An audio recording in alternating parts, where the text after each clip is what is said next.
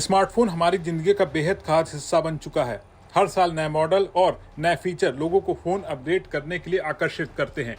लेकिन इस बार नया फोन खरीदना आपकी जेब पर पहले से ज्यादा भारी पड़ सकता है।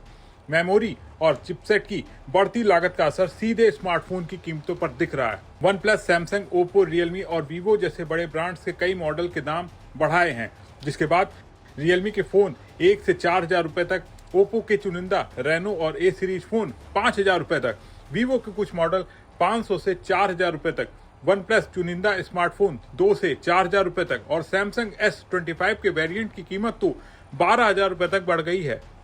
दरअसल मेमोरी चिप की लागत बढ़ने के साथ कंपनियों के मार्जिन पर दबाव बढ़ रहा है और इसका एक हिस्सा ग्राहकों तक पहुंचाया जा रहा है। इस महंगाई की वजह स्मार्टफोन में इस्तेमाल होने वाली DRAM और NAND मेमोरी की लागत बढ़ना है, क्योंकि AI इंफ्रास्ट्रक्चर और डेटा सेंटर्स की बढ़ती मांग से मेमोरी की डिमांड बढ़ गई है। IDC के मुताबिक जून के आखिर तक औसत स्मार्टफोन की कीमत करीब 15% बढ़ चुकी है। वहीं आने वाले महीनों में 7 से 10% और बढ़ोतरी का अनुमान है।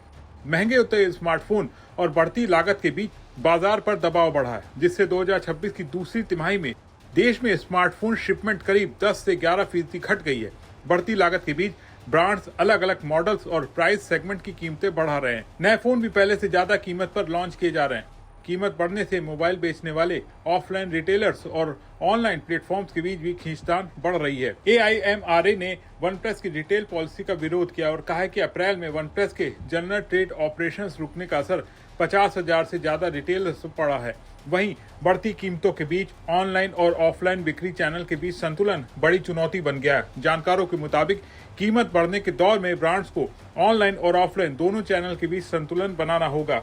महंगे फोन के दौर में प्राइस सेंसिटिव सेगमेंट में इसका सीधा असर अपग्रेड साइकिल पर पड़ सकता है। मेमोरी और दूसरे कंपोनेंट्स की लागत ऊंची रहने से त्योहारी सीजन में कंपनी पर डिस्काउंट देने की गुंजाइश भी सीमित हो सकती है। ऐसे में ग्राहकों के लिए राहत का एक रास्ता फाइनेंसिंग और EMI विकल्प हो सकते हैं। जानकारों के मुताबिक ये विकल्प बढ़ती कीमतों के असर को कम करने में बड़ी भूमिका निभा सकते हैं। इस पूरे मामले पर आपका क्या सोचना है, कमेंट करके जरूर बताएं और बने रहे बिस्तक के साथ।